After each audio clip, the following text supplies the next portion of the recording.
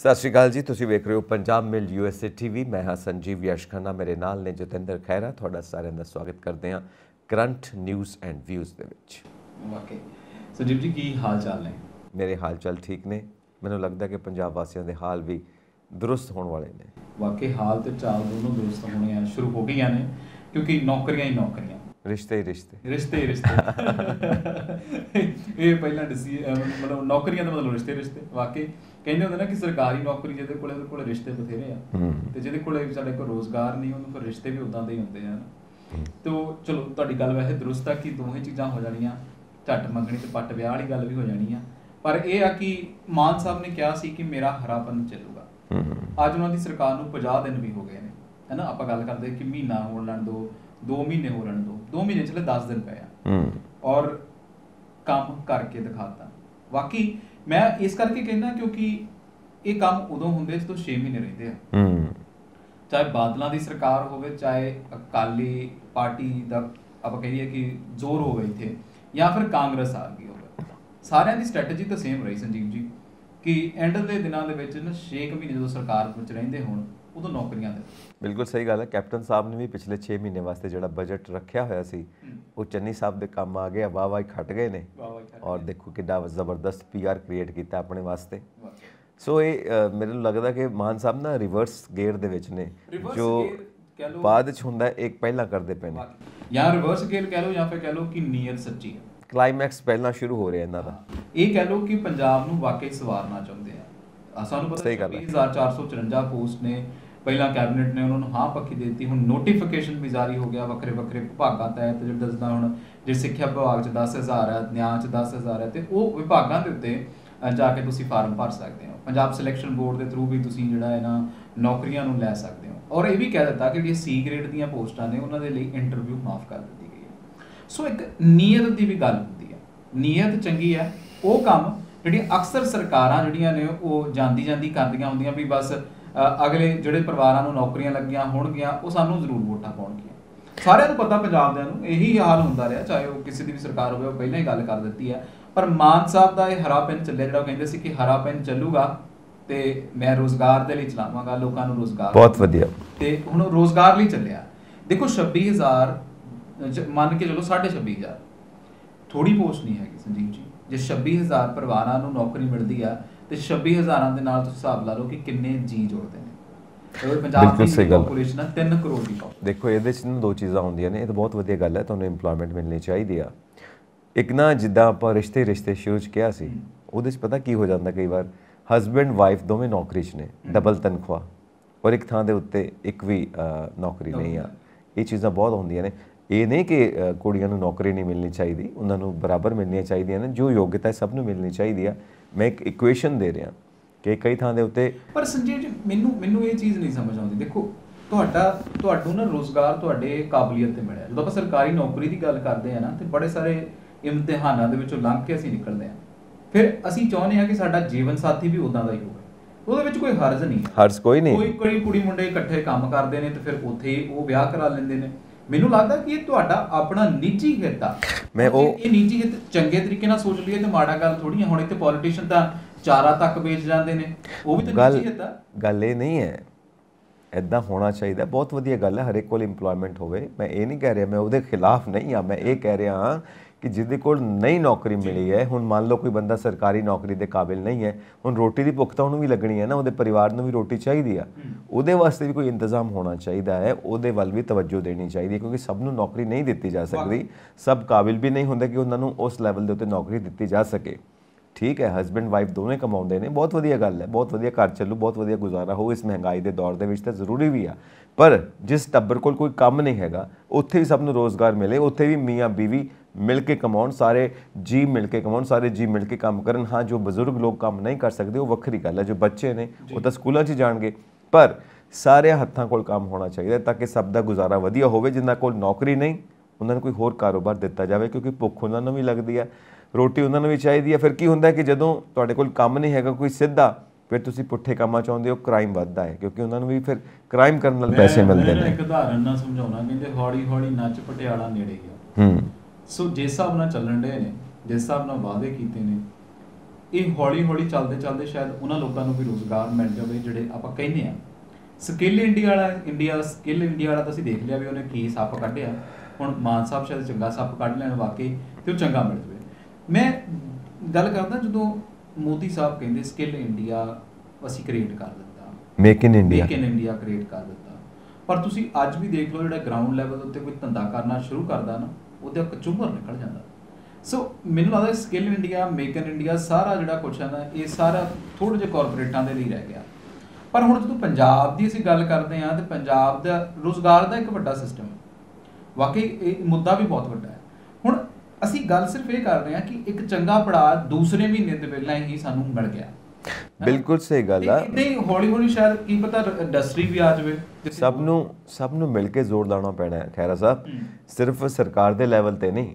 ਮਤਲਬ ਜਿੰਨੇ ਵੀ ਜ਼ਿੰਮੇਵਾਰ ਲੋਕ ਨੇ ਪੰਜਾਬ ਦੇ ਅੰਦਰ, ਜਿਹੜੇ ਵੱਡੇ ਲੋਕ ਜਿਨ੍ਹਾਂ ਨੂੰ ਆਪਾਂ ਕਹਿੰਦੇ ਹਾਂ ਜੋ ਕਰ ਸਕਦੇ ਨੇ, ਜਿਨ੍ਹਾਂ ਕੋਲ ਤਾਕਤ ਹੈ ਕਰਨ ਦੀ, ਪੈਸਾ ਹੈ, ਉਹਨਾਂ ਨੂੰ ਵੀ ਹਿੰਮਤ ਕਰਨੀ ਚਾਹੀਦੀ ਆਪਣੇ ਸੂਬੇ ਵਾਸਤੇ ਕਰਨ ਵਾਸਤੇ। ਕਿਉਂਕਿ ਅਸੀਂ ਦੇਖਦੇ ਹਾਂ ਵੱਡੇ ਜੋ ਬਿਜ਼ਨਸਮੈਨ ਨੇ ਦੁਨੀਆ ਦੇ ਲੈਵਲ ਦੇ ਉੱਤੇ, ਉਹ ਆਪਣੀਆਂ ਜਾਇਦਾਦਾਂ ਤੱਕ ਆਪਣੇ ਦੇਸ਼ ਨੂੰ ਦੇ ਦਿੰਦੇ ਨੇ। ਉਹ ਲੋਕ ਕਿਸੇ ਕੌਜ਼ ਵਾਸਤੇ ਆਪਣਾ ਸਭ ਕੁਝ ਦੇ ਦਿੰਦੇ ਨੇ ਔਰ ਕਹਿੰਦੇ ਨੇ ਕਿ ਸਿਰਫ ਆਪਣਾ ਜਾਇਦਾਦ ਦਾ ਅਸੀਂ 10% ਰੱਖਣ ਲੱਗੇ, 90% ਅਸੀਂ ਦੇ ਦਿੱਤਾ, ਡੋਨੇਟ ਕਰ ਦਿੱਤਾ। 10% ਵੀ ਉਦੋਂ ਤੱਕ ਜਦੋਂ ਤੱਕ ਅਸੀਂ ਜਿਉਂਦੇ ਹਾਂ, ਸਾਡੇ ਜਾਣ ਤੋਂ ਮਗਰੋਂ ਇਹ 10% ਵੀ ਅਸੀਂ ਡੋਨੇਟ ਕਰ ਦਿੱਤਾ। ਇੱਦਾਂ ਦੇ ਲੋਕ ਵੀ ਬੈਠੇ ਨੇ। ਸੋ ਸਮਾਜ ਤਾਂ ਹੀ ਖੜਾ ਹੁੰਦਾ ਹੈ ਜਦੋਂ ਕੁਰਬਾਨੀ ਦੇਣ ਵਾਲੇ ਬੈਠੇ ਹੁੰਦੇ ਨੇ। ਕੁਰਬਾਨੀ ਇਹ ਨਹੀਂ ਕਿ ਹਮੇਸ਼ਾ ਜਾਨ ਦੀ ਕੁਰਬਾਨੀ ਦੇਣੀ ਪੈਂਦੀ ਹੈ, ਕੁਰਬਾਨੀ ਦੇਣ ਦੇ ਤਰੀਕੇ ਹੋਰ ਵੀ ਨੇ ਤੇ ਸਾਡਾ ਤਾਂ ਇਤਿਹਾਸ ਪੰਜਾਬੀਆਂ ਦਾ ਕੁਰਬਾਨੀਆਂ ਦਾ ਇਤਿਹਾਸ ਹੈ। ਸੋ ਗੱਲ ਇਹ ਆ ਕਿ ਜਦੋਂ ਤੱਕ ਅਸੀਂ ਦੂਜੇ ਦੇ ਦਰਦ ਨੂੰ ਨਹੀਂ ਸਮਝਦੇ ਉਦੋਂ ਤੱਕ ਅਸੀਂ ਵਾਕਈ ਸਮਾਜ ਵਾਸਤੇ ਨਹੀਂ ਖੜੇ ਹੋਵਾਂਗੇ, ਉਹਦੀਆਂ ਮੁਸੀਬਤਾਂ ਹੱਲ ਕਰਨ ਲਈ ਨਹੀਂ ਖੜੇ ਹੋਵਾਂਗੇ।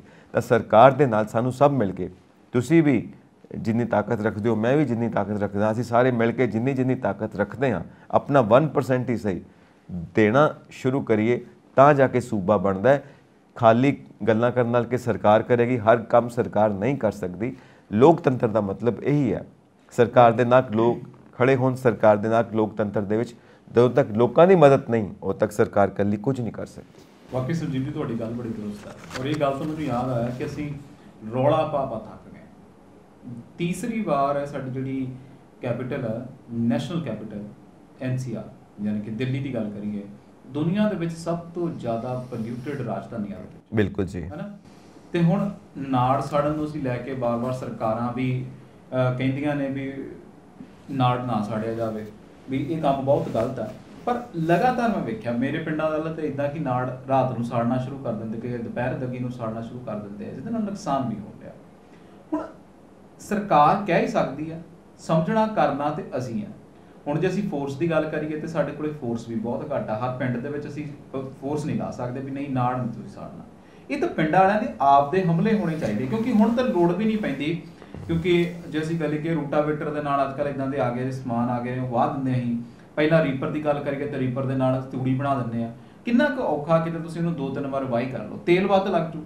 ਪਰ ਤੇ ਇਹ ਗੱਲ ਨਹੀਂ ਕਿ ਤੁਸੀਂ ਜਿਨ੍ਹਾਂ ਦੇ ਲਈ ਸਭ ਕੁਝ ਕਰ ਰਹੇ ਹੋ, ਤੇਲ ਬਚਾ ਰਹੇ ਹੋ, ਜਿਨ੍ਹਾਂ ਦੇ ਲਈ ਪੈਸੇ ਬਚਾ ਰਹੇ ਹੋ, ਕੱਲ੍ਹ ਨੂੰ ਉਹਨਾਂ ਨੂੰ ਸਾਹ ਲੈਣ ਦੀ ਜੋਗੀ ਜ਼ਮੀਨ ਛੱਡ ਦਿਓ, ਨਹੀਂ ਤੇ ਬਹੁਤ ਔਖਾ ਹੋ ਜਾਣਾ। ਆਪਾਂ ਬਾਰ-ਬਾਰ ਇਹ ਗੱਲ ਕਰਦੇ ਹਾਂ। ਮੈਂ ਹੁਣ ਇਹੀ ਗੱਲ ਕਰਦਾ, ਬਟਾਲੇ ਦੇ ਕੋਲ ਬਰਕੀ ਵਾਲਾ ਪਿੰਡ ਆ, ਉਸ ਪਿੰਡ ਦੇ ਵਿੱਚ ਬੱਸ ਲੰਘਦੀ ਹੈ ਜਿੱਥੇ ਅੱਗ ਲੱਗੀ ਹੁੰਦੀ ਹੈ, ਬੱਸ ਵਾਲੇ ਨੂੰ ਪਤਾ ਨਹੀਂ ਲੱਗਦਾ ਤੇ ਬੱਸ ਨੂੰ ਅੱਗ ਪੈ ਜਾਂਦੀ ਹੈ। ਬਿਲਕੁਲ ਸਹੀ ਗੱਲ ਹੈ। 7 ਨਿਆਣੇ ਝੁਲਸਣ, ਜਿਨ੍ਹਾਂ ਦੇ ਵਿੱਚੋਂ 3 ਬੜੇ ਗੰਭੀਰ। ਇਹ ਇੱਕ ਜਗ੍ਹਾ ਹੈ। ਇਹ ਤਾਂ ਚਲੋ ਸਿੱਧਾ ਐਕਸੀਡੈਂਟ ਹੋ ਗਿਆ, ਚਲੋ ਨਹੀਂ ਹੋਣਾ ਚਾਹੀਦਾ ਸੀਗਾ। ਪਰ ਜਿਹੜੇ ਅਸੀਂ ਹਵਾ ਦੇ ਵਿੱਚ ਛੱਡ ਰਹੇ ਹਾਂ, ਜਿਹੜਾ ਅਸੀਂ ਆਪਣੇ ਆਪ ਨੂੰ ਗੰਧਲਾ ਕਰ ਰਹੇ ਹਾਂ, ਕਿੱਦਾਂ ਦੀਆਂ ਬਿਮਾਰੀਆਂ ਆ ਗਈਆਂ। ਕਦੀ ਅਸੀਂ ਸੋਚਿਆ ਸੀ ਕਿਡਨੀ, ਦੂਜੇ ਤੀਜੇ ਘਰ ਦੇ ਵਿੱਚ ਕਿਡਨੀ ਇਸ਼ੂ, ਸਾਹ, ਅਸਥਮਾ ਹਰ ਕਿਸੇ ਨੂੰ, ਹਾਈਪਰਟੈਂਸ਼ਨ, ਬਲੱਡ ਪ੍ਰੈਸ਼ਰ, ਇੱਦਾਂ ਦੀਆਂ ਬਿਮਾਰੀਆਂ। ਗੱਲ ਇਹ ਹੈ ਕਿ ਜਾਗਰੂਕ ਕਰਨ ਦੀ ਲੋੜ ਆ। ਹਜੇ ਤੱਕ ਜਾਗਰੂਕਤਾ ਨਹੀਂ। ਤੁਸੀਂ ਦੱਸੋ 70-75 ਸਾਲ ਸਾਨੂੰ ਆਜ਼ਾਦ ਹੋਏ ਨੂੰ ਹੋ ਗਏ, ਹਜੇ ਤੱਕ एडवर्टीजमेंट्स बनती ने शौचालय का इस्तेमाल कैसे करें, शौचालय के बाद हाथ धोएं, खुले में शौचालय के लिए ना जाएं। ਹੁਣ 75 ਸਾਲ ਬਾਅਦ ਵੀ ਜੇ शौचालय ਤੇ ਹੀ ਅਸੀਂ ਬੈਠੇ ਹੋਏ ਹਾਂ, ਸੁਲਭ शौचालय ਹੀ ਬਣਾਉਂਦੇ ਪਏ ਹਾਂ 75 ਸਾਲ ਦੀ ਆਜ਼ਾਦੀ ਤੋਂ ਬਾਅਦ, ਅਸੀਂ ਕਿੰਨੇ ਕੁ ਜਾਗਰੂਕ ਹੋਏ ਹਾਂ। ਸਰਕਾਰਾਂ ਕਿੰਨੀਆਂ ਕੁ ਸੀਰੀਅਸ ਹੋਈਆਂ ਨੇ, ਜੋ ਬੀਤ ਚੁੱਕੀਆਂ ਸਰਕਾਰਾਂ ਨੇ ਆਪਣੇ ਨਾਗਰਿਕਾਂ ਨੂੰ ਲੈ ਕੇ ਕਿ ਕਿੱਥੋਂ ਤੱਕ ਐਜੂਕੇਟ ਕਰਨਾ ਚਾਹੀਦਾ। ਤੁਸੀਂ ਦੱਸੋ 75 ਸਾਲ ਦੀ ਆਜ਼ਾਦੀ ਤੋਂ ਬਾਅਦ ਅਸੀਂ ਹਜੇ ਤੱਕ ਹੱਥ ਧੋਣਾ ਸਿਖਾ ਰਹੇ, ਮਤਲਬ ਸਾਨੂੰ ਹੱਥ ਧੋਣੇ ਨਹੀਂ ਆਏ। ਗੱਲ ਤੁਸੀਂ ਇਸ ਲੈਵਲ ਤੇ ਅਸੀਂ ਖੜੇ ਹਾਂ। ਸੜਕ ਪਾਰ ਕਰਨੀ ਸਾਨੂੰ ਨਹੀਂ ਆਉਂਦੀ, ਸੜਕ ਦੇ ਨਿਯਮ ਅਸੀਂ ਤੋੜਦੇ ਹਾਂ। ਕਿੱਥੇ ਅਸੀਂ ਸੰਵਿਧਾਨ ਦੇ ਮੁਤਾਬਿਕ ਚੱਲਣਾ, ਕਿੱਡਾ ਵੱਡਾ ਗੈਪ ਹੈ। ਸੜਕ ਦੇ ਰੂਲਸ ਨਹੀਂ ਸਿੱਖਦੇ ਪਏ ਤੇ ਸੰਵਿਧਾਨ ਦੇ ਰੂਲਸ ਅਸੀਂ ਸਿੱਖਣੇ ਨੇ। ਪਤਾ ਗੱਲ ਕੀ ਹੈ? ਸੋ ਨਹੀਂ, ਗੱਲ ਇਹ ਹੈ ਖੈਰਾ ਸਾਹਿਬ ਕਿ ਜਾਗਰੂਕਤਾ ਚਾਹੀਦੀ ਹੈ। ਔਰ ਅੱਜ ਇਹ ਸਭ ਤੋਂ ਵੱਡੀ ਰਿਸਪੌਂਸਿਬਿਲਟੀ ਹੈ ਜੋ ਕਾਲਜ ਸਟੂਡੈਂਟਸ ਨੇ ਉਹਨਾਂ ਦੀ ਸਭ ਤੋਂ ਵੱਡੀ ਰਿਸਪੌਂਸਿਬਿਲਟੀ ਹੈ ਮੀਡੀਆ ਦੇ ਨਾਲ ਨਾਲ, ਕਿਉਂਕਿ ਜੋ ਸੋਸ਼ਲ ਮੀਡੀਆ ਤੇ ਐਕਟਿਵ ਨੇ, ਹਰੇਕ ਹੱਥ ਦੇ ਵਿੱਚ ਮੋਬਾਈਲ ਹੈ, ਤਾਂ ਕਿਉਂ ਨਾ ਇਹਨਾਂ ਲੋਕਾਂ ਨੂੰ ਜਾਗਰੂਕਤਾ ਇੱਕ ਮਿਸ਼ਨ ਬਣਾਇਆ ਜਾਏ, ਹਰ ਥਾਂ ਦੇ ਉੱਤੇ ਗੱਲ ਪਹੁੰਚੇ ਔਰ ਪਹੁੰਚਣੀ ਚਾਹੀਦੀ ਵੀ ਹੈ। ਸੋ ਇਹ ਬਹੁਤ ਜ਼ਿਆਦਾ ਜ਼ਰੂਰੀ ਹੈ। ਸਭ ਕੁਝ ਮੈਂ ਪਹਿਲਾਂ ਨਹੀਂ ਕਿਹਾ, ਸਭ ਕੁਝ ਸਰਕਾਰਾਂ ਦੇ ਸਿਰ ਤੇ ਨਹੀਂ ਛੱਡ ਸਕਦੇ। ਸੋ ਜਿੱਦਾਂ ਆਪਾਂ ਕਾਲਜਿਸ ਦੇ ਵਿੱਚ ਦੇਖਦੇ ਹਾਂ, NSS ਦੇ ਗਰੁੱਪ ਹੁੰਦੇ ਨੇ, NCC ਦੇ ਗਰੁੱਪ ਹੁੰਦੇ ਨੇ, ਉਹ ਮਿਲ ਕੇ ਸਮਾਜ ਵਾਸਤੇ ਕੰਮ ਕਰਦੇ ਨੇ, ਤਾਂ ਇੱਦਾਂ ਦਾ ਇਨੀਸ਼ੀਏਟਿਵਸ ਯੂਨੀਵਰਸਿਟੀਜ਼ ਕਾਲਜਿਸ ਲੈ ਸਕਦੀਆਂ ਨੇ। ਉੱਥੋਂ ਦੇ ਡੀਨ, ਉੱਥੋਂ ਦੇ ਵਾਈਸ ਚਾਂਸਲਰਸ ਇੱਦਾਂ ਦੇ ਗਰੁੱਪਸ ਬਣਾਉਣ ਜੋ ਕਾਬਿਲ ਟੀਚਰਸ ਨੇ, ਉਹਨਾਂ ਦੀ ਕਮਾਂਡ ਦੇ ਵਿੱਚ ਸਟੂਡੈਂਟਸ ਮਿਲ ਕੇ ਕੰਮ ਕਰਨ। ਸੋ ਦੇਸ਼ ਨੂੰ ਖੜਾ ਕਰਨਾ ਹੈ ਜਾਂ ਰਾਜ ਨੂੰ, ਸਟੇਟ ਨੂੰ ਖੜਾ ਕਰਨਾ ਹੈ, ਤਾਂ ਜਿਹੜਾ ਸਟੂਡੈਂਟ ਆ ਉਹ ਸਭ ਤੋਂ ਵੱਡੀ ਤਾਕਤ ਹੈ। ਬਿਕੋਜ਼ ਜਦੋਂ ਤੱਕ ਸਟੂਡੈਂਟਸ ਪੋਲੀਟਿਕਸ ਦੇ ਵਿੱਚ ਨਹੀਂ ਆਉਣਗੇ, ਉਦੋਂ ਤੱਕ ਸਾਨੂੰ ਵਧੀਆ ਨੇਤਾ ਨਹੀਂ ਮਿਲ ਸਕਦੇ। ਸਟੂਡੈਂਟ ਪੋਲੀਟਿਕਸ ਜੋ ਕਾਲਜ ਲੈਵਲ ਦੇ ਉੱਤੇ ਅਸੀਂ ਦੇਖਦੇ ਇਲੈਕਸ਼ਨਸ ਹੁੰਦੀਆਂ ਨੇ, ਬਹੁਤ ਜ਼ਿਆਦਾ ਜ਼ਰੂਰੀ ਹੈ, ਪਰ ਸ਼ਰਤ ਇਹ ਹੈ ਬਿਲਕੁਲ ਫੇਅਰ ਹੋਵੇ। ਉਹਦੇ ਵਿੱਚ ਤੁਹਾਨੂੰ ਪਹਿਲਾਂ ਦੱਸਿਆ ਵੀ ਇਹਦੇ 'ਚ ਜਿਹੜੇ ਪੋਲੀਟੀਕਲ ਲੀਡਰਸ ਆਪਣੀ ਦਖਲਅੰਦਾਜ਼ੀ ਕਰਦੇ ਨੇ, ਆਪਣੇ ਗਰੁੱਪ ਤਿਆਰ ਕਰਦੇ ਨੇ ਕਿ ਇਲੈਕਸ਼ਨਸ ਦੇ ਵਿੱਚ ਉਹਨਾਂ ਤੋਂ ਕੰਮ ਲੈਣਾ, ਉਹਨਾਂ ਨੂੰ ਇਸਤੇਮਾਲ ਕਰਨਾ, ਉਹ ਚੀਜ਼ ਨਹੀਂ ਹੋਣੀ ਚਾਹੀਦੀ। ਕਿਉਂਕਿ ਲੋਕਤੰਤਰ ਦੇ ਵਿੱਚ ਵੋਟਿੰਗ ਸਿਸਟਮ ਕਾਮਯਾਬ ਹੈ, ਪਾਰਲੀਮੈਂਟ ਸਿਸਟਮ ਕਾਮਯਾਬ ਹੈ, ਤਾਂ ਇਹ ਸਟੂਡੈਂਟ ਲਾਈਫ ਤੋਂ ਸ਼ੁਰੂ ਹੋ ਜਾਣਾ ਚਾਹੀਦਾ ਤਾਂ ਕਿ ਸਾਨੂੰ ਵਧੀਆ ਆਗੂ ਮਿਲ ਸਕਣ। ਔਰ ਟੀਚਰਸ ਦੀ ਦੇਖ ਰੇਖ ਦੇ ਵਿੱਚ ਜਦੋਂ ਸਟੂਡੈਂਟਸ ਇਲੈਕਸ਼ਨਸ ਜਿੱਤਦੇ ਆ ਔਰ ਲੀਡਰਸ ਬਣਦੇ ਆ ਸਟੂਡੈਂਟ ਗਰੁੱਪ ਦੇ, ਤਾਂ ਉਹਨਾਂ ਦੇ ਅੰਦਰ ਵਧੀਆ ਗੁਣਾਂ ਦਾ ਵਿਕਾਸ ਹੁੰਦਾ। ਉਹਨਾਂ ਨੂੰ ਪਤਾ ਲੱਗਦਾ ਹੈ ਇੱਕ ਵਧੀਆ ਲੀਡਰ ਕੌਣ ਹੁੰਦਾ, ਕਿਉਂਕਿ ਟੀਚਰਸ ਉਹਨਾਂ ਨੂੰ ਗਾਈਡ ਕਰਦੇ ਹੁੰਦੇ ਨੇ।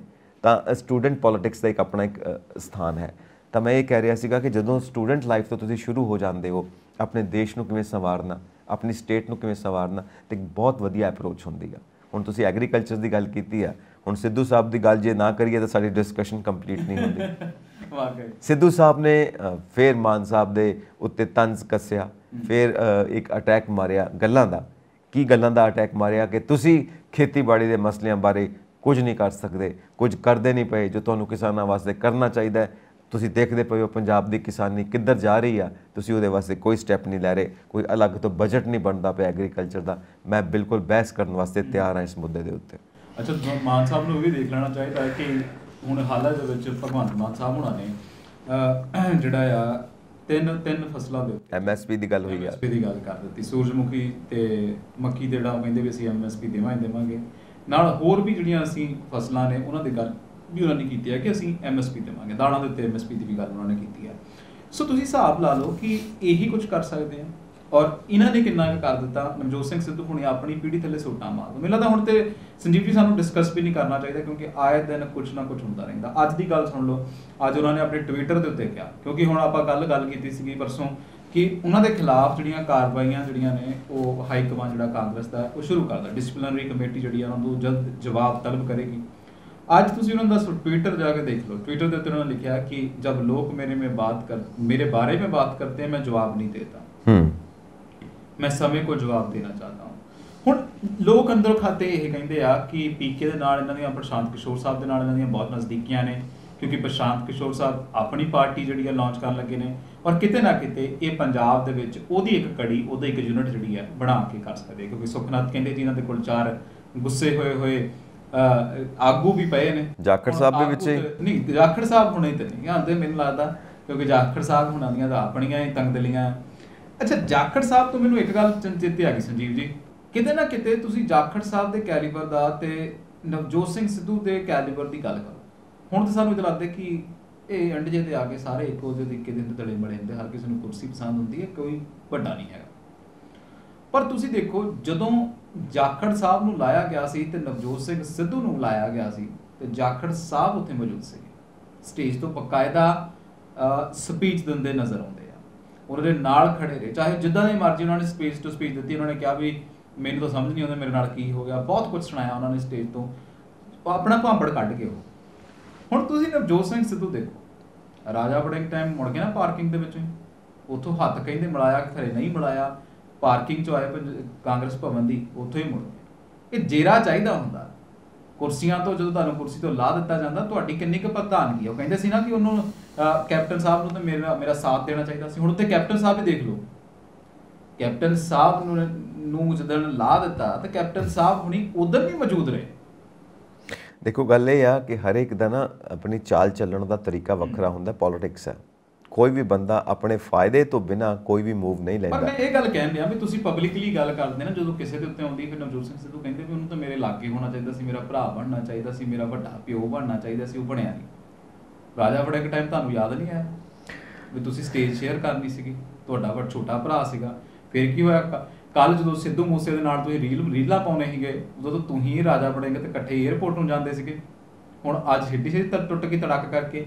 ਸੋ ਇਹ ਪਛਾਣਿਆ ਜਾਂਦਾ, ਬੰਦਾ ਪਛਾਣਿਆ ਜਾਂਦਾ। ਤੁਸੀਂ ਕੱਲ ਕਿਸੇ ਦੇ ਨਾਲ ਹੱਸ ਗੱਲਾਂ ਕਰਦੇ ਸੀ, ਖੜੇ ਸੀਗੇ ਤੁਸੀਂ ਸਟੇਜਾਂ ਤੋਂ, ਕਹਿੰਦੇ ਆ ਮੇਰਾ ਛੋਟਾ ਭਰਾ ਆ, ਮੇਰਾ ਵੱਡਾ ਭਰਾ ਆ। ਕੀ ਕੱਲ ਨੂੰ ਕੁਰਸੀ ਹਾਈਕਮਾਨ ਨੇ ਖੋਲੀ ਤਾਂ ਤੇਰਾ ਛੋਟਾ ਭਰਾ ਵੀ ਚਲਾ ਗਿਆ ਤਾਂ ਵੱਡਾ ਭਰਾ ਵੀ ਚਲਾ ਗਿਆ, ਤੁਹਾਡਾ ਕੀ ਕਿਰਦਾਰ, ਕੀ ਅਖਲਾਕ ਹੈ? ਸੋ ਇੱਕ ਮੈਂ ਗੱਲ ਕਰਨਾ ਚਾਹੁੰਦਾ ਹੈ ਕਿ ਆਪ ਦਾ ਅਖਲਾਕ ਕੁਛ ਨਹੀਂ ਹੈ, ਤੁਸੀਂ ਆਏ ਦਿਨ ਮਾਨ ਸਾਹਿਬ ਨੂੰ ਰਸੀਦਾਂ ਦਿੰਦੇ ਆ ਕਿ ਇਹ ਚੋਰਾਂ ਦੀ ਸਰਕਾਰ ਆ, ਫਲਾਨੀ ਸਰਕਾਰ ਆ, ਫਲਾਨੀ ਢਮਕਾਨੀ ਸਰਕਾਰ ਆ, ਲੁੱਟ ਲਿਆ, ਮਜ਼ਾ ਲੈ ਲਿਆ, ਤੁਸੀਂ ਬੱਦੀ ਚਲੇ ਜਾਵੇ। ਬਈ ਤੁਹਾਡੇ ਹੁੰਦਿਆਂ ਸਭ ਕੁਝ ਹੋ ਗਿਆ। ਤੁਸੀਂ ਗੱਲ ਇਹ ਹੈ, ਉਹ ਖਸਿਆਨੀ ਬਿੱਲੀ ਖੰਭਾ ਨੋਚੇ ਵਾਲੀ ਗੱਲ ਹੁੰਦੀ ਹੈ, ਕਿਉਂਕਿ ਹੁਣ ਆਪਣੇ ਹੱਥ ਪੱਲੇ ਕੁਝ ਰਿਹਾ ਨਹੀਂ ਤੇ ਗੱਲਾਂ ਹੀ ਕਰਨੀਆਂ ਨੇ, ਹੋਰ ਕੀ ਕਰਨਾ। ਗੱਲ ਇਹ ਆ ਕਿ ਕੰਮ ਨਹੀਂ ਕਰਨ ਦੇਣਾ ਕੰਮ ਕਰਨ ਵਾਲਿਆਂ ਨੂੰ। ਹੁਣ ਪ੍ਰਤਾਪ ਬਾਜਵਾ ਜੀ ਨੇ ਗੁਰਦਾਸਪੁਰ ਪ੍ਰੈਸ ਕਾਨਫਰੰਸ ਕਰ ਦਿੱਤੀ, ਜਿਸ ਸੰਵਿਧਾਨ ਦੀਆਂ ਧੱਜੀਆਂ ਉਡਾਉਂਦੀ ਪਈ ਹੈ ਮਾਨ ਸਰਕਾਰ। ਦੱਸੋ ਹੁਣ ਤੁਸੀਂ ਸਾਲਾਂ ਤੋਂ ਬੈਠੇ ਸੀ ਸਿਆਸਤ ਦੇ ਵਿੱਚ, ਸਾਲਾਂ ਤੋਂ ਵਿਚਾਰਤ ਤੁਸੀਂ ਸੰਭਾਲੀ ਹੋਈ ਹੈ, ਇਹਨਾਂ ਨੇ 50 ਦਿਨ ਦੇ ਅੰਦਰ ਸਾਰੇ ਸੰਵਿਧਾਨ ਦੀਆਂ ਧੱਜੀਆਂ ਉਡਾ ਦਿੱਤੀਆਂ। ਔਰ ਉਧਰ ਸੁਖਬੀਰ ਬਾਦਲ ਜੀ ਉਹ ਮਿਲ ਕੇ ਆਏ ਨੇ ਸਾਡੇ ਗਵਰਨਰ ਸਾਹਿਬ ਨੂੰ, ਉੱਥੇ ਮੰਗ ਪੱਤਰ ਦੇ ਕੇ ਆਏ ਨੇ ਕਿ ਕ੍ਰਾਈਮ ਵੱਧਦਾ ਪਿਆ, ਪ੍ਰਸ਼ਾਸਨ ਦਾ ਬੁਰਾ ਹਾਲ ਹੋ ਗਿਆ। ਤੇ ਜਿਹੜੇ ਪੰਜਾਬ ਦੇ ਸੀਐਮ ਨੇ ਉਹ ਅਸਲ ਵਿੱਚ ਕੇਜਰੀਵਾਲ ਨੇ, ਭਗਵੰਤ ਮਾਨ ਨਹੀਂ ਹੈਗੇ। ਇਸ ਕਰਕੇ ਗਵਰਨਰ ਸਾਹਿਬ ਲੋਕ ਹਿੱਤ ਵਿੱਚ ਫੈਸਲਾ ਲੈਣ। ਹੁਣ ਉਹ ਲੋਕ ਹਿੱਤ ਦੇ ਵਿੱਚ ਫੈਸਲਾ ਕੀ ਹੋਣਾ ਚਾਹੀਦਾ ਕਿ ਸਰਕਾਰ ਨੂੰ ਕੈਂਸਲ ਕਰ ਦੇਣ, ਸਰਕਾਰ ਨੂੰ ਡੇਗ ਦੇਣ ਤੇ ਗਵਰਨਰ ਰਾਜ ਲਾਗੂ ਕਰ ਦੇਣ, ਜਾਂ ਸੁਖਬੀਰ ਬਾਦਲ ਭਾਜੀ ਕੀ ਕਹਿੰਦੇ ਨੇ ਕਿ ਮੈਂ ਭਾਜੀ ਇਸ ਕਰਕੇ ਕਹਿੰਦਾ ਕਿਉਂਕਿ ਬਹੁਤ ਵੱਡੇ ਨੇ ਨਾ, ਸਭ ਦੇ ਭਾਜੀ ਨੇ, ਤਾਂ ਮੈਂ ਇਸ ਕਰਕੇ ਕਹਿੰਦਾ ਕਿ ਉਹਨਾਂ ਦੀ ਰਿਸਪੌਂਸਿਬਿਲਿਟੀ ਬਹੁਤ ਵਧੀਆ, ਬਹੁਤ ਵੱਡੀ ਰਿਸਪੌਂਸਿਬਿਲਿਟੀ ਹੈ। ਕੀ ਚਾਹੁੰਦੇ ਨੇ, ਮਤਲਬ ਸਰਕਾਰ ਡੇਗ ਦਈਏ, ਦੁਬਾਰਾ ਤੋਂ ਇਲੈਕਸ਼ਨਸ ਹੋਣ? ਕੀ ਚਾਹੁੰਦੇ ਨੇ ਗਵਰਨਰ ਸਾਹਿਬ? ਕਿਹੜੇ ਲੋਕ ਹਿੱਤ ਦੇ ਵਿੱਚ ਫੈਸਲੇ ਲੈਣ? ਲੋਕ ਹਿੱਤ ਦੇ ਫੈਸਲੇ ਕਿਹੜੇ ਹੁੰਦੇ ਨੇ? ਵਾਕਈ ਜਦੋਂ ਸੁਖਬੀਰ ਬਾਦਲ ਹੁਣੀ ਸਟੇਜਾਂ ਤੋਂ ਉੱਤੋਂ ਸਪੀਚਾਂ ਦਿੰਦੇ ਤੇ ਕਹਿੰਦੇ ਪੰਜਾਬ ਨੂੰ ਕੈਲੀਫੋਰਨੀਆ ਵਰਗਾ ਬਣਾ ਦੇਣਾ, ਠੀਕ ਹੈ, ਚਲੋ ਬਣਾ ਦੇਣ ਸਹੀ, ਕਿਹੜਾ ਕਹਿੰਦੇ ਕਿ ਨਾ ਬਣਾਉਣਾ ਨਾ। ਫਿਰ ਜਦੋਂ ਸਰਕਾਰ ਚਲਾਉਂਦੀ ਜਾਂ ਓਪੋਜੀਸ਼ਨ 'ਚ ਖੜੇ ਹੁੰਦੇ ਤਾਂ ਉਦੋਂ ਫਿਰ ਕੈਲੀਫੋਰਨੀਆ ਵਾਲਾ ਸੁਭਾਅ ਵਰਤ ਲੈਣ ਕਿ ਭਾਈ ਓਪਨ ਡਿਸਕਸ਼ਨ 'ਚ ਆਓ, ਚੰਗੀ ਰਾਜਨੀਤੀ ਕਰੋ, ਕੋਈ ਨਾ ਅਗਲਿਆਂ ਦੀ ਵਾਰੀ ਹੈ, ਕੱਲ੍ਹ ਤੁਹਾਡੀ ਆ ਜਾਣੀ ਹੈ। ਫਿਰ ਤੁਸੀਂ ਕਹਿਣਾ ਖਜ਼ਾਨਾ ਖਾਲੀ ਹੈ। ਤੁਹਾਡੇ ਮਨਪ੍ਰੀਤ ਬਾਦਲ ਹੋਣਾ ਦੀ ਆਪਾਂ ਗੱਲ ਕਰ ਲਈਏ, ਚਾਹੇ ਫਿਰ ਇਹਨਾਂ ਦੇ ਪਰਮਿੰਦਰ ਸਿੰਘ ਢੀਂਡਸਾ ਜਦੋਂ ਹੁੰਦੇ ਸੀਗੇ ਵਿੱਤ ਮੰਤਰੀ, ਉਦੋਂ ਦੀ ਗੱਲ ਕਰ ਲਈਏ, ਲੋਕਾਂ ਨੂੰ ਨਹੀਂ ਪਤਾ ਤੁਸੀਂ ਕੀ ਕਰਦੇ ਨੇ, ਸਭ ਨੂੰ ਸਭ ਕੁਝ ਪਤਾ ਹੈ।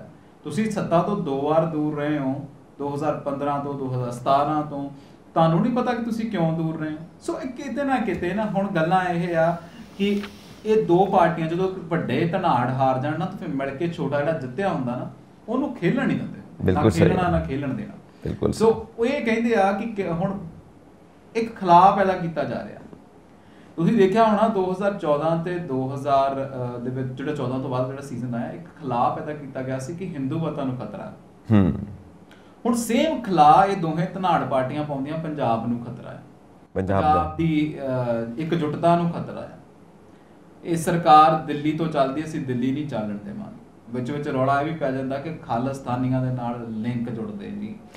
ਦੇਖੋ ਐਕਸਪਰਟ ਨੇ ਇੱਕ ਥਾਂ ਤੇ ਇਹ ਗੱਲ ਵੀ ਕੀਤੀ, ਜਿਹੜਾ ਇਹ ਪਟਿਆਲੇ ਦਾ ਮਸਲਾ ਹੋਇਆ, ਕਿਉਂਕਿ ਜੋ ਸਭ ਨੇ ਆਪਣੀ ਆਪਣੀ ਰਾਏ ਦੇਣੀ ਹੈ, ਲੋਕਤੰਤਰ ਸਭ ਨੂੰ ਆਪਣੀ ਆਪਣੀ ਰਾਏ ਦੇਣ ਦਾ ਪੂਰਾ ਹੱਕ ਹੈ।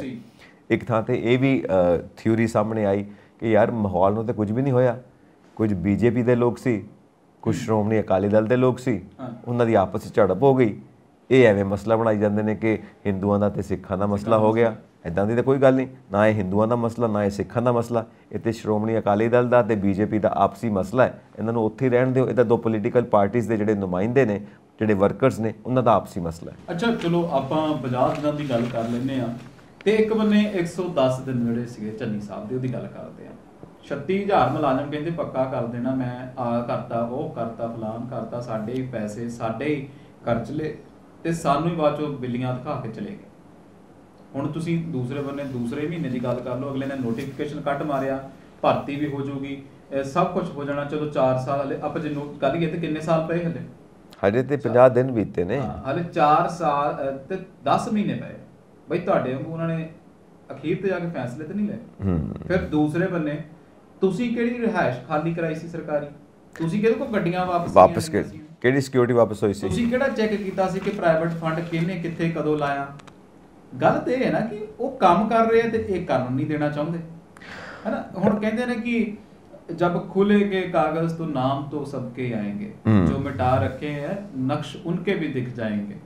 ਹੁਣ ਉਹ ਕਿਤੇ ਨਾ ਕਿਤੇ ਤੇ ਫਿਰ ਗਲਤੀਆਂ ਰਹਿ ਹੀ ਜਾਂਦੀਆਂ, ਜਿੰਨਾ ਮਰਜ਼ੀ ਬਚਾ ਲਓ, ਜਿੱਥੇ ਮਰਜ਼ੀ। ਮੈਨੂੰ ਤਾਂ ਕਈ ਵਾਰ ਲੱਗਦਾ ਕਿ ਕਈ ਲੋਕਾਂ ਦੀਆਂ ਜਿਹੜੀਆਂ ਇਹ ਵਿਚਾਰਧਾਰਾਵਾਂ ਸਾਹਮਣੇ ਆ ਰਹੀਆਂ ਨੇ, ਕਿਉਂਕਿ ਆਪਾਂ ਇਹਨਾਂ ਨੂੰ ਹੀ ਦੇਖਦੇ ਨਾ ਜਿਹੜੇ ਪੋਲੀਟੀਕਲ ਐਨਾਲਿਸਟ ਬੈਠੇ ਹੋਏ ਨੇ ਕਿ ਇਹ ਕੀ ਕਹਿੰਦੇ ਨੇ, ਇਹ ਇਹਨਾਂ ਦੀਆਂ ਵਿਚਾਰਧਾਰਾਵਾਂ ਇਹ ਸਾਹਮਣੇ ਆ ਰਹੀਆਂ ਨੇ ਕਿ ਇਹ ਕਿਉਂ ਨਹੀਂ ਕੰਮ ਕਰਨ ਦੇਣਾ ਚਾਹੁੰਦੇ, ਕਿਉਂਕਿ ਇਹਨਾਂ ਨੂੰ ਡਰ ਲੱਗਿਆ ਹੋਇਆ ਕਿ ਇਹਨਾਂ ਦੀਆਂ ਜਿਹੜੀਆਂ ਛੁਪੀਆਂ ਹੋਈਆਂ ਸਾਰੀਆਂ ਫਾਈਲਾਂ ਨੇ ਕਿਤੇ ਬਾਹਰ ਨਾ ਆ ਜਾਣ, ਇਹਨਾਂ ਨੇ ਜੋ ਕੁਝ ਕੀਤਾ ਹੈ ਕਿਤੇ ਉਹ ਉਜਾਗਰ ਨਾ ਹੋ ਜਾਵੇ। ਜਦੋਂ ਪਬਲਿਕ ਦੇ ਸਾਹਮਣੇ ਉਜਾਗਰ ਹੋ ਗਿਆ ਤਾਂ ਉਸ ਤੋਂ ਬਾਅਦ ਸਾਰਾ ਪੋਲੀਟੀਕਲ ਕੈਰੀਅਰ ਖਤਮ ਹੋ ਜਾਣਾ ਹੈ। ਹੁਣ ਪਿੱਛੇ ਜਿਹੜੀਆਂ ਜ਼ਮੀਨਾਂ ਦੀ ਗੱਲ ਹੋ ਰਹੀ ਹੈ ਕਿ ਜਿਹੜੀਆਂ ਜ਼ਮੀਨਾਂ ਦੱਬੀ ਬੈਠੇ ਨੇ, ਤਾਂ ਉਹਦੇ ਵਿੱਚ ਕੀ ਹੋਇਆ ਕਿ ਇੱਕ ਗਰੀਬ ਪਰਿਵਾਰ, ਉਹਦੇ ਕੋਲ ਕੋਈ ਜ਼ਮੀਨ ਸੀ ਤੇ ਉਹਨਾਂ ਨੇ ਵਾਪਸ ਕੀਤੀ, ਤੇ ਫਿਰ ਉਹਨਾਂ ਨੂੰ ਉਹ ਮਾਤਾ ਜੀ ਨੂੰ ਜਾ ਕੇ ਆਨਰ ਕੀਤਾ, ਉਹਨਾਂ ਵਾਸਤੇ ਕਣਕ ਲੈ ਕੇ ਗਏ, ਮਾਨ ਸਾਹਿਬ ਨੇ ਭਿਜਵਾਇਆ, ਉਹ ਮੰਤਰੀ ਸਾਹਿਬ ਗਏ ਤੇ ਉਹਨਾਂ ਨੇ ਜਾ ਕੇ ਆਨਰ ਕੀਤਾ, ਸ਼ੁਕਰੀਆ ਅਦਾ ਕੀਤਾ, ਧੰਨਵਾਦ ਕੀਤਾ। ਭਾਈ ਬਾਈ ਮਿਸਟੇਕ ਜਾਂ ਜਿੱਦਾਂ ਵੀ ਜੋ ਵੀ ਕਾਰਨ ਰਹੇ, ਕਾਫੀ ਦੇਰ ਤੋਂ ਜ਼ਮੀਨ ਸੀ ਉਹਨਾਂ ਨੇ ਮੋੜ ਦਿੱਤੀ ਤੇ ਉਹ ਸ਼ਗਨ ਕਰਕੇ ਆਏ ਉਹਨਾਂ ਨੂੰ ਕਿ ਜੇ ਅੱਗੋਂ ਵੀ ਕੋਈ ਤੁਹਾਨੂੰ ਕੋਈ ਵਿੱਤੀ ਸਹਾਇਤਾ ਦੀ ਲੋੜ ਹੋਏਗੀ ਅਸੀਂ ਤੁਹਾਡੇ ਨਾਲ ਖੜੇ ਹਾਂ। ਤਾਂ ਅੰਦਰੋਂ ਨਿਊਜ਼ ਇਹ ਵੀ ਆ ਰਹੀਆਂ ਨੇ ਕਿ ਜਿਹੜੇ ਅਸਲ ਰਸੂਖ ਵਾਲੇ ਲੋਕ ਨੇ, ਵੱਡੇ ਵੱਡੇ ਲੋਕ ਨੇ ਜਿਨ੍ਹਾਂ ਨੇ ਜ਼ਮੀਨਾਂ ਦੇ ਉੱਤੇ ਕਬਜ਼ੇ ਕੀਤੇ ਹੋਏ ਨੇ, ਉਹ ਕਹਿੰਦੇ ਨੇ ਕਿ ਬਈ ਜ਼ਮੀਨਾਂ ਵਾਪਸ ਲੈ ਲਓ ਪਰ ਸਾਡਾ ਧੰਨਵਾਦ ਨਾ ਕਰਿਓ, ਕਿਉਂਕਿ ਜੇ ਧੰਨਵਾਦ ਕਰੋਗੇ ਫਿਰ ਨਾ ਉਜਾਗਰ ਹੋ ਜਾਣੇ ਨੇ ਨਾ, ਬਾਹਰ ਆ ਜਾਣੇ ਨੇ ਕਿ ਇਹਨਾਂ ਨੇ ਜ਼ਮੀਨਾਂ ਦੱਬੀਆਂ ਹੋਈਆਂ ਨੇ ਤੇ ਕੱਲ੍ਹ ਨੂੰ ਪੋਲੀਟੀਕਲ ਕੈਰੀਅਰ ਖੜੱਪ ਹੋ ਜਾਣਾ। ਸੋ ਅੱਛਾ, ਮੈਂ ਉਹੀ ਗੱਲ ਸੋਚਦਾ ਸੀ ਸੰਜੀਵ ਜੀ ਕਿ ਕੰਮ ਤਾਂ ਬੜੇ ਕਰਨ ਵਾਲੇ ਆ। ਬਿਲਕੁਲ। ਹੁਣ ਜਦੋਂ ਅਸੀਂ ਗੱਲ ਕਰਦੇ ਹਾਂ ਕਿ ਇਹਨਾਂ ਦੀਆਂ ਗੱਲਾਂ ਕਰੀ ਜਾਂਦੇ, ਆਪਾਂ ਕਹਿੰਦੇ ਆਹ ਕਰਤਾ, ਉਹ ਕਰਤਾ, ਜੋ ਕਰਤਾ। ਸਤੋਜ ਪਿੰਡ ਦੇ ਵਿੱਚ ਪਿਛਲੇ ਜੇ ਮੰਜੇ ਤੇ ਬਹਿ ਕੇ ਗੱਲਾਂ ਕਰਨ ਡਿਆ ਸੀ ਆਪਦੇ ਪਿੰਡ ਵਾਲਿਆਂ, ਸਿਕਿਉਰਿਟੀ ਵਾਲੇ ਨੂੰ ਕਹਿੰਦਾ ਉਹ ਖੜੇ ਹੋ ਜਾਓ, ਕੋਈ ਨਾ ਮੇਰੇ ਪਿੰਡ ਦੇ ਹੈ। ਕਿਹੜਾ ਸੀਐਮ ਜਿਹੜਾ ਪਿਛਲੇ ਦਿਨੀ ਆ ਵੀਆਈਪੀ ਟਰਮੀਨਲ ਤੋੜਦਾ ਨਜ਼ਰ ਆਇਆ ਔਰ ਚੰਗੇ ਤਰੀਕੇ ਨਾਲ ਗੱਲਾਂ ਕਰਦਾ ਨਜ਼ਰ ਆਇਆ। ਸੋ ਇੱਕ ਤਰੀਕੇ ਦੇ ਨਾਲ ਬਦਲਾਅ ਦੀ ਰਾਜਨੀਤੀ ਚੱਲ ਪਈ ਆ। ਇਹ ਬਦਲਾਅ ਸ਼ਾਇਦ ਹਜਮ ਨਹੀਂ ਹੋ ਰਿਹਾ, ਇਸ ਕਰਕੇ ਖਲਾਅ ਪੈਦਾ ਕੀਤਾ ਜਾ ਰਿਹਾ ਕਿ ਸਰਕਾਰ ਫਲਾਣੇ ਥਾਂ ਤੋਂ ਚੱਲਦੀ ਆ, ਇਹ ਪੰਜਾਬ ਨੂੰ ਫਲਾਣੇ ਦਾ ਖਤਰਾ ਹੈ, ਪੰਜਾਬ ਦੇ ਵਿੱਚ ਗੈਂਗ ਦਾ ਰਾਜ ਹੈ, ਫਲਾਣੇ ਦੇ ਵਿੱਚ। ਤੁਸੀਂ ਦੇਖੋ ਇਹ ਹੁਣ 2 ਮਹੀਨਿਆਂ ਦੇ ਵਿੱਚ ਗੈਂਗ ਤੇ ਨਹੀਂ ਪੈਦਾ ਹੋ ਗਈ। ਬਿਲਕੁਲ ਸਹੀ ਗੱਲ। 2 ਮਹੀਨਿਆਂ ਦੇ ਵਿੱਚ ਬਿਸ਼ਨੋਈ ਤਾਂ ਨਹੀਂ ਪੈਦਾ ਹੋਇਆ, ਇਹ 2 ਮਹੀਨਿਆਂ ਦੇ ਵਿੱਚ ਤਾਂ ਨਹੀਂ ਤੁਸੀਂ ਗੌਂਡਰ ਪੈਦਾ ਕਰਤਾ। ਇਹ ਹੁਣ ਇਹ ਗੱਲਾਂ ਸਾਰੀਆਂ ਪਹਿਲੀਆਂ ਨੇ। ਉਹ ਹੁਣ ਇਹ ਹੁੰਦਾ ਨਾ ਕਿ ਬਸ ਇਹ ਲੋਕ ਜਿਹੜੇ ਵਿਚਾਰੇ ਮੇਰੇ ਤੁਹਾਡੇ ਵਰਗੇ ਪਿੰਡਾਂ 'ਚ ਬੈਠੇ ਆ ਨਾ, ਤੇ ਉਹਨਾਂ ਨੂੰ ਫਿਰ ਪਿੰਡ ਵਾਲਾ ਸਰਪੰਚ ਵੀ ਜੇ ਉਹ ਅਕਾਲੀਆ ਹੋਵੇ ਜਾਂ ਫਿਰ ਉਹ ਕਾਂਗਰਸੀ ਹੋਵੇ, ਕਹਿੰਦਾ ਉਹ ਦੇਖ ਲਿਆ, ਲੈ ਲਿਆ ਸਵਾਦ, ਜਦ ਕਿ ਹਲੇ ਤਾਂ ਕੋਈ ਸਵਾਦ ਵਾਲੀ ਗੱਲ ਨਹੀਂ ਹੈਗੀ, ਹਜੇ ਤਾਂ ਕੋਈ ਗੱਲ ਹੋਈ ਨਹੀਂ। ਪਰ ਜਿਹੜੀਆਂ ਮੰਜਿਆਂ ਵਾਲੀ ਗੱਲ ਹੁੰਦੀ ਹੈ ਨਾ ਕਿ ਮੰਜੇ 'ਤੇ ਬਹਿ ਕੇ ਗੱਲ ਹੁੰਦੀ ਹੈ, ਤਾਂ ਮਹਾਰਾਜਾ ਰਣਜੀਤ ਸਿੰਘ ਜੀ ਦਾ ਵੀ ਜਦੋਂ ਸਮਾਂ ਸੀ ਤੇ ਉਹ ਵੀ ਕਿਹਾ ਜਾਂਦਾ ਕਿ ਉਹ ਵੀ ਨਾ ਜਦੋਂ ਕਿਸੇ ਪਿੰਡ ਜਾਂਦੇ ਸੀ, ਕੋਈ ਮਸਲੇ ਹੁੰਦੇ ਸੀ, ਉੱਥੇ ਮੰਜੇ 'ਤੇ ਬਹਿ ਕੇ ਸਾਰੇ ਮਸਲੇ ਸੋਲਵ ਕਰ ਦਿੰਦੇ ਹੁੰਦੇ ਸੀ। ਤਾਂ ਮੰਜਿਆਂ ਦੀ ਕਾਫੀ ਆਪਾਂ ਜੇ ਗੱਲ ਕਰੀਏ ਤਾਂ ਕਾਫੀ ਗੱਲਾਂ ਮਿਲਦੀਆਂ ਨੇ। ਇਹ ਰਹਿਤਲ ਦੇਖੋ, ਤੁਸੀਂ ਆਪਦੇ ਲੋਕਾਂ 'ਚ ਬੈਠੋਗੇ ਨਹੀਂ। ਜਦੋਂ ਕਰੋਨਾ ਸ਼ੁਰੂ ਹੋਇਆ ਤੇ ਸਾਡੇ ਮੁੰਡੇ ਜਿਹੜੇ ਵਿਚਾਰੇ ਬਾਹਰ ਤੁਰੇ ਫਿਰਦੇ ਸੀਗੇ ਤੇ ਪੁਲਿਸੀਆਂ ਨੇ ਬੜੇ ਕੁੱਟੇ, ਬੜੇ ਮਾਰੇ, ਐਂ ਸਾਡੇ ਕੋਲੇ ਆਉਂਦੀਆਂ ਸੀਗੀਆਂ। ਫਿਰ ਜਰਨਲਿਸਟਾਂ ਨੇ ਲਿਖਣਾ ਸ਼ੁਰੂ ਕਰ ਦਿੱਤਾ ਵੀ ਕਾਕਾ ਤੁਸੀਂ ਵੀ ਸਾਡੇ ਧੀ ਪੁੱਤ ਹੋ, ਸਾਡੇ ਜਵਾਕ ਹੋ। ਜਦੋਂ ਸਾਨੂੰ ਗੁੱਸਾ ਆ ਗਿਆ ਤਾਂ ਫਿਰ ਤੁਹਾਨੂੰ ਕੁੱਟਣ ਨੂੰ ਪਾਣੀ ਵੀ ਨਹੀਂ ਇਹ ਪਿਆਉਣਾ, ਉਦੋਂ ਕੰਨ ਲੱਗ ਗਏ ਇਹਨਾਂ ਨੂੰ। ਹੁਣ ਇਹ ਜਿਹੜੇ ਪੋਲੀਟੀਸ਼ੀਅਨ ਬਣਦੇ ਆ, ਪੁੱਤ ਧੀ ਤਾਂ ਸਾਡੇ ਹੀ ਆ। ਉਹ ਗੱਲ ਵੱਖਰੀ ਕਿ ਇਹਨਾਂ ਦੀ ਲੀਡ ਕਲਾਸ ਹੋ ਜਾਂਦੀ ਹੈ, ਬਾਅਦ ਚ ਸਾਨੂੰ ਕਦੇ ਟੱਕਰਦੇ ਨਹੀਂ, ਸਾਡੇ ਵਿੱਚੋਂ ਗਏ ਨੇ, ਵਿੱਚੋਂ ਗਏ। ਬਿਲਕੁਲ, ਸਾਡੇ ਵਿੱਚ ਬਣ ਕੇ ਰਹਿਣ ਦਾ ਟ੍ਰੈਂਡ ਆ ਜਾਵੇ ਨਾ ਤਾਂ ਸਾਰੇ ਮਸਲੇ ਹੀ ਹੱਲ ਹੋ ਜਾਣਗੇ। ਬਿਲਕੁਲ, ਸਾਰੇ ਮਸਲੇ ਹੱਲ ਹੋ ਜਾਣਗੇ। ਔਰ ਭਗਵੰਤ ਮਾਨ ਸਾਹਿਬ ਸਾਹਮਣੇ ਅਜੇ ਵਿੱਤੀ ਮਸਲੇ ਵੀ ਨੇ, ਪ੍ਰਸ਼ਾਸਨਿਕ ਮਸਲੇ ਵੀ ਨੇ ਤੇ ਵਿਰੋਧੀ ਧਿਰਾਂ ਵੀ ਦੁਆਲੇ ਹੋਈਆਂ ਨੇ, ਤਾਂ ਇਹ ਵੀ ਬਹੁਤ ਵੱਡੇ ਵੱਡੇ ਮਸਲੇ ਨੇ। ਤੇ ਅਸੀਂ ਇਹੀ ਅਰਦਾਸ ਕਰਦੇ ਹਾਂ ਸਾਰੇ ਮਸਲੇ ਹੱਲ ਹੋਣ ਔਰ ਅਸੀਂ ਸਾਰੇ ਪੰਜਾਬ ਵਾਸੀ ਮਿਲ ਕੇ ਸਾਰੇ ਮਸਲੇ ਹੱਲ ਕਰੀਏ ਤਾਂ ਕਿ ਵਾਕਈ ਰੰਗਲਾ ਪੰਜਾਬ ਬਣੇ। ਵਾਕਈ ਸੰਜੀਵ ਜੀ, ਚੱਲੀਏ ਫਿਰ। ਔਰ ਰੰਗਲਾ ਪੰਜਾਬ ਜਦੋਂ ਅਸੀਂ ਕਹਿੰਦੇ ਨਾ ਫਿਰ ਸਾਡਾ ਜਾਣ ਦਾ ਟਾਈਮ ਤੁਸੀਂ ਦੇਖਦੇ ਰਹੋ ਪੰਜਾਬ ਮੇਲ USA TV ਔਰ ਆਪਣੇ ਜਵਾਕਾਂ ਨੂੰ ਪੰਜਾਬ ਬਾਰੇ ਦੱਸੋ, ਪੰਜਾਬੀਅਤ ਦੇ ਨਾਲ ਜੁੜੇ ਰਹੋ, ਚੰਗੇ ਇਨਸਾਨ ਬਣੋ ਤੇ ਚੰਗੀਆਂ ਕਿਤਾਬਾਂ ਪੜ੍ਹੋ ਤਾਂ ਜੋ ਤੁਸੀਂ ਜ਼ਿੰਮੇਵਾਰ ਹੋ ਸਕੋ। ਸਤਿ ਸ਼੍ਰੀ ਅਕਾਲ। ਸਤਿ ਸ਼੍ਰੀ ਅਕਾਲ।